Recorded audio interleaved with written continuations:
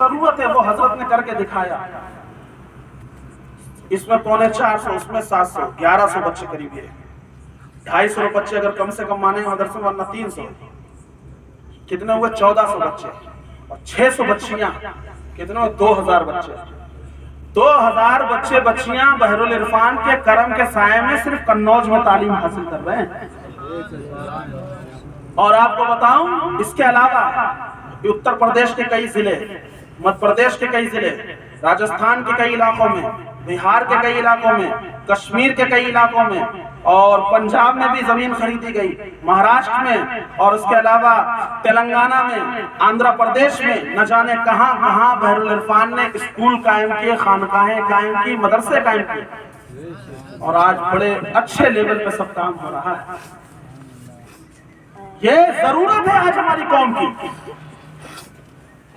لیکن اس پہ ہمارا اور آپ کا دھیان نہیں جاتا. ابھی ہمارے یہاں جلسہ قوالی ہو، مشاعرہ ہو تو آدمی پتہ کیا کہتا ہے، یوٹیوب کھول کے ڈھونڈتا ہے بڑے بڑے شاعر، پھر کہتا ہے یار انہیں بلاؤ، ان کے بہت ویورز ہیں، دیکھو کئی ملین ویورز، کئی ملین انہیں سننے والے ہیں. حضرات پھر انہیں بلاتے ہیں اور ہمارے علماء میں بہت سے لوگ ایسے ہو گئے ہیں، شعرا مشاعرہ کرتے ہیں اور آپ شاعروں کو بلاتے ہیں، 50 ہزار ایک نذرانے میں انہیں دے دیتے ہیں، ایک مسافر میں ایک لفافے میں دے دیتے ہیں. بڑے بڑے رنگین مولوی جنہوں نے ہمارے دین کو بدنام کر رکھا ہے، حضرات جو صرف رنگین چمچمے کپڑے والوں ہیں، انہیں کوئی مطلب نہیں ہے نمازوں سے، انہیں کوئی مطلب نہیں ہمارے قوم کے بچوں سے. یہ بچے پڑھ کر کے کیا بنیں گے انہیں مطلب نہیں ہے، لیکن ہمارے قوم کے نوجوان یوٹیوب پہ دیکھ کر کے، فیس بک پہ دیکھ کر کے دیوانے ہو گئے. انہیں بلاؤ، انہیں بلاؤ، 50 ہزار انہیں دیں گے، 1 لاکھ 2 لاکھ 10 لاکھ خرچ کریں گے. قوالی آئیں گے، سڑکوں پہ دکانوں پہ جا کے رسیدیں کاٹیں گے، پھر مقابلہ ہوگا، ناجائز پیسہ خرچ کیا جائے گا، مشاعرہ ہوگا، ناجائز پیسہ خرچ کیا جائے گا. جلسے ہوں گے، کوئی کام نہیں ہو رہا ہے. جن کی فجر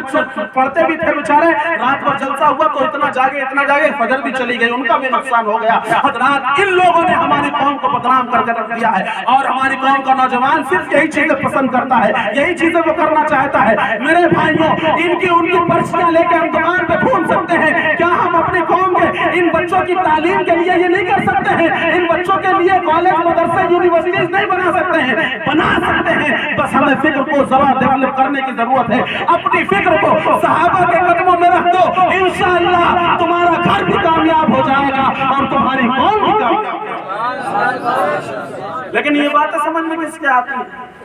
یہ باتیں سمجھ میں نہیں آتی.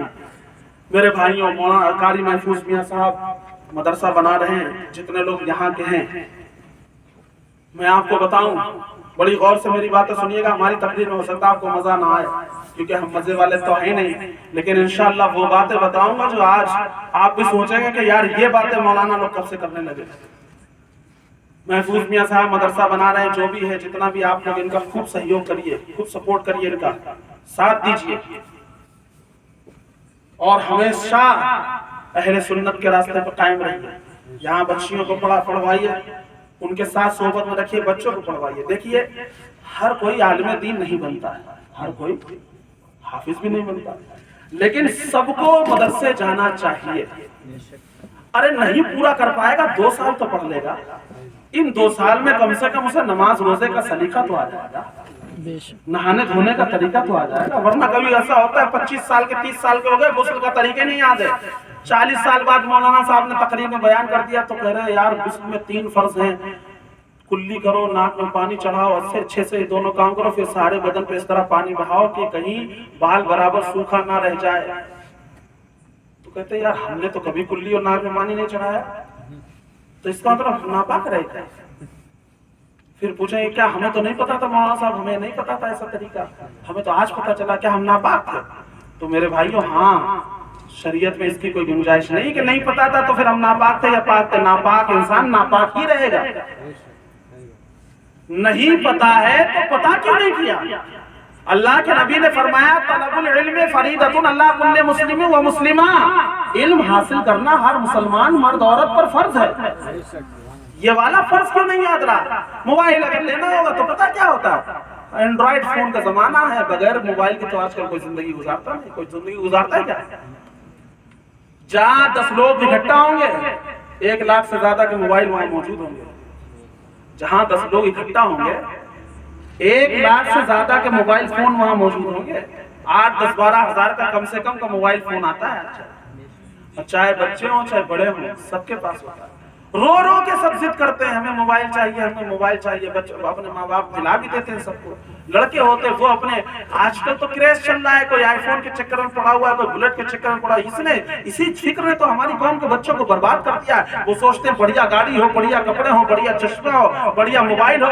چلو ٹھیک ہے, بڑھیا موبائل آ گیا, بڑھیا چشمہ ہو گیا, بڑھیا گاڑی ہو گئی, سب کچھ ہو گیا, چل رہے ہیں. ابھی ہمارے قنوج کا نوجوان بچہ ہٹا کٹا 22-23 سال کا نوجوان, بڑھیا باڈی بلڈر, جم کر کے اس نے اپنے جسم کو اتنا خوبصورت بنایا تھا. ایسے تقریر ہو رہی تھی, رات ہی میں تقریر کر رہا تھا, سامنے بیٹا خود کئی بار ہماری نظر گئی اور میں سوچتا رہا کتنا تندرست ماشاءاللہ بچہ ہے یہ. صبح ہوا اور وہ اپنی بہترین بلٹ سے جا رہا تھا اسپیڈ سے, لیکن اللہ کو کچھ اور منظور تھا. راستے میں پہنچا, ایکسیڈنٹ ہوا, چند لمحوں میں وہ بچہ ختم ہو گیا.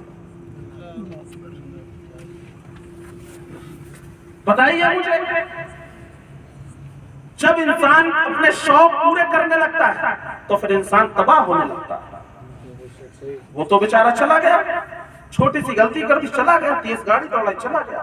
ماں باپ کی آدھی زندگی وہیں سے ختم ہو گئی. بچے آج کل کے اپنے ماں باپ کو نہیں سمجھ سکتے. ماں باپ کا درد ہر کوئی نہیں سمجھ سکتا ہے.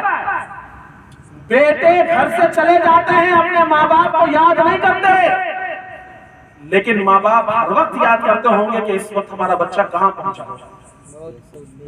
یہ بچے جامعہ میں پڑھتے ہیں اپنے اپنے مدرسے میں, انہیں اتنی ماں باپ کی یاد, یہ شروع میں روئیں گے, گھر کی یاد آ رہی ہے, لیکن پھر یاد نہیں آئے گی جب دوستی ہو جائے گی بچوں سے. لیکن ماں باپ اپنے ایک ایک لقمے پہ اپنے بچوں کو یاد کریں گے, پتہ نہیں میرے ماں باپ میرے بچے نے آج کیا کھایا ہے. وہ تو چلا گیا بیچارہ, لیکن اپنے ماں باپ کی آدھی زندگی اسی حادثے سے خراب ہے.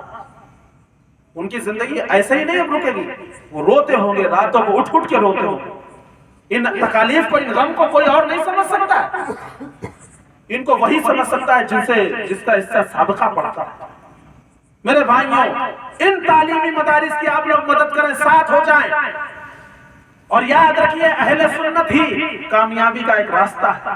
اگر کوئی اس سے ہٹتا ہے تو پھر وہ انسان برباد ہو جاتا ہے. ہم لوگ محفل میلاد مصطفیٰ سجائے ہوئے یہاں بیٹھے ہوئے ہیں, اللہ کے نبی کا ذکر ہو رہا ہے. دل پہ ہاتھ رکھ کے مجھے بتائیے, جب سے یہاں آپ آئے ہیں آپ کو قرآن کی آیتیں سننے کو ملی ہوں گی, یا نبی کی حدیث سننے کو ملی ہوں گی, یا نعتیں سننے کو ملی ہوں گی, یا کچھ اچھی باتیں سننے کو ملیں گی. بس یہی تو ہوا نا. آپ سے کیا کہلوایا گیا؟ سبحان اللہ کہلوایا گیا, الحمدللہ کہلوایا گیا, یا جو آپ نے کہا یہی تو کہا نا. مجھے یہ بتائیے اتنا سب کچھ کرنے میں نیکیاں ملیں گی یا گناہ ملے گا؟ بتائیے, نیکیاں ملیں گی نا. اب اگر ہم سے یہ سوال کیا جائے کہ یہ سب یہ کرنا یہ سب کرنا کہاں ثابت ہے, یہ کہاں لکھا ہے؟ ایسا ہو نا, ایک عجیب کانسیپٹ ہماری قوم کے اندر ہے. میرے بھائیوں میں آپ کو بتاؤں, یاد رکھیے جب انسان اپنے صحیح راستے سے ہٹتا ہے تو پھر اس کا مقدر برباد ہو جاتا ہے.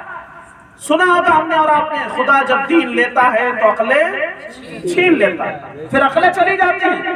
اللہ فرماتا ختم اللہ علی قلوبہم وعلی سمعہم وعلی ابصارہم, اللہ تعالیٰ نے ان کے دلوں پہ سماعتوں پہ سب پہ مہر لگا دی. اب انہیں سچائی نظر نہیں آئے گی. اور کیسے نظر نہیں آتی میرے بھائیوں, ہم بتائیں آپ کو. آج ہم اور آپ الحمدللہ نعت پڑھتے ہیں, ہے نا, نعت پڑھتے ہیں. ان نعتوں سے ہمارے قوم کو آج تکلیف ہوتی ہے, ہمارے ہی قوم کو تکلیف ہوتی. میرے بھائیوں میری بات کوئی غلط نہ لے جانا, میں آپ کو صرف پازیٹیو تھنکنگ دینا چاہتا ہوں. میں آپ کو بتانا چاہتا ہوں تھوڑا مثبت سوچنے کی کوشش کی جائے. میں آپ کو بتانا چاہتا ہوں آج کے دور میں کیسے جینا چاہیے. میرے بھائیوں ہم اور آپ نعت پڑھتے ہیں, ہم اور آپ نعت پڑھتے ہیں. کیا نعت پڑھتے ہیں میرے بھائیوں؟ اللہ کے نبی کی تعریف ہی تو کرتے ہیں, اور ہم سے سوال کر دیا جاتا ہے یہ کون سا طریقہ ہے, یہ کون سا طریقہ ہے کہ نعت پڑھتے ہو, یہ کہاں لکھا ہے, یہ کہاں لکھا ہے. اللہ اکبر, ہمیں اور آپ کو دیکھنا چاہیے, ہمیں اور آپ کو سمجھنا چاہیے. میرے بھائیوں ہم اہل سنت اپنے جو کام کرتے ہیں وہ شریعت مصطفیٰ کے مطابق کرتے ہیں. ہمارے کام غیروں والے کام نہیں ہیں, ہمارے کام عشق مصطفیٰ میں ڈھل کے کیے جاتے ہیں. ہمارے کام وہی ہوتے ہیں جو اللہ کے نبی سے درس ملتا ہے. حضرات ہم نعتیں پڑھتے ہیں, نعتیں پڑھنا کوئی آج والوں کا کام نہیں ہے, کوئی آج کے مولوی اور علماء کا کام نہیں ہے, آج ہی کے مولانا کا کام نہیں ہے. اٹھائیے احادیث کی کتابوں کو, آپ کو پتا چلے گا. یہ میلاد مائک والی تو آج ہو رہی ہے, لیکن ایک میلاد بھی تھی جس میں اللہ کے وہ مقدس بندے موجود ہوتے تھے جو یہاں سے بولتے تھے تو جس طرح آگے والے سنتے بولتے تھے اسی آواز سے پیچھے والے بھی سنا کرتے تھے.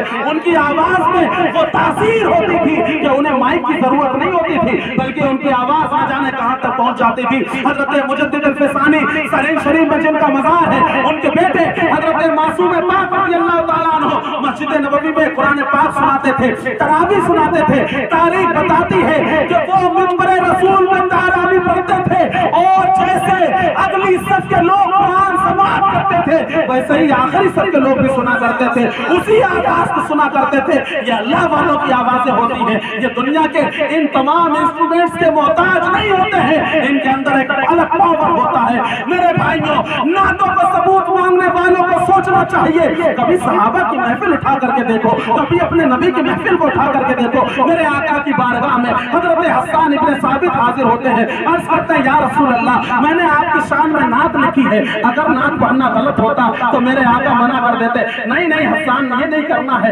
تعریف کرنا ہے تو صرف اللہ کی کرو. یہ کون سی بات ہے, ایسا نہیں ہے, میرے نبی نے یہ نہیں فرمایا ہے. حضرات ہر شے کی تعریف کرنا حقیقت میں اللہ کی تعریف کرنا ہے.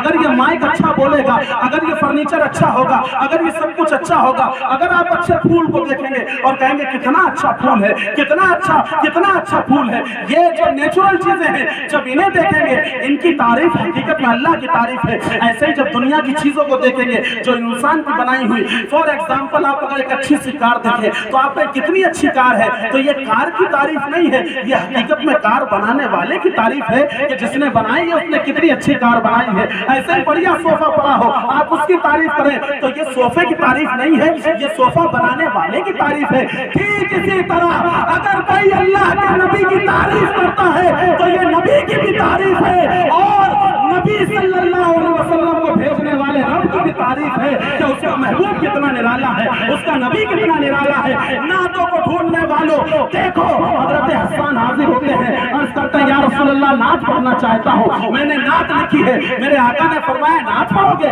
کہا ہاں یا رسول اللہ. کہا ادھر کھڑے ہو جاؤ, ادھر صحابہ بیٹھے ہیں, ادھر میرے آقا بیٹھے ہیں, ادھر حضرت حسان ابن ثابت پر کھڑے ہوئے ہیں. اللہ اکبر, اب کھڑے ہو گئے ہیں, محفل سج گئی ہے, میلاد کی محفل سجی ہوئی ہے. عرض کرتے ہیں یا رسول اللہ پڑھا جائے, ہاں اجازت ہے پڑھا جائے. پڑھتے ہیں وَأَحْسَنُ مِنْ قَلَمْ تَرَقَتْ عَيْنِي وَأَجْمَلَ مِنْ قَلَمْ تَلِدِ النِّسَاء خُلِقْتَ مُبَرَّأً مِنْ كُلِّ عَيْبٍ كَأَنَّكَ قَدْ خُلِقْتَ كَمَا تَشَاءُ. وہ عربی والے تھے, عربی میں پڑھ کے چلے گئے, ہمیں اور آپ کو تو ہندی اور اردو کی ضرورت ہے. میرے بھائیوں تو ترجمہ سنو, ایمان تازہ ہو جائے گا. مولوی صاحب کی باتیں نہیں بتا رہا ہوں, صحابی رسول کی باتیں بتا رہا ہوں. حضرات صحابی کہتے ہیں وَأَحْسَنُ مِنْ قَلَمْ تَرَقَتْ عَيْنِي, آقا آپ جیسا حسن والا آج تک ان آنکھوں نے دیکھا ہی نہیں ہے. وَأَجْمَلُ قَلَمْ تَلِدٍ مِنْ قَلَمْ تَلِدٍ النِّسَاء, آقا آپ جیسا خوبصورت کہاں نظر آتا, آپ جیسا تو آج تک کسی ماں نے پیدا ہی نہیں.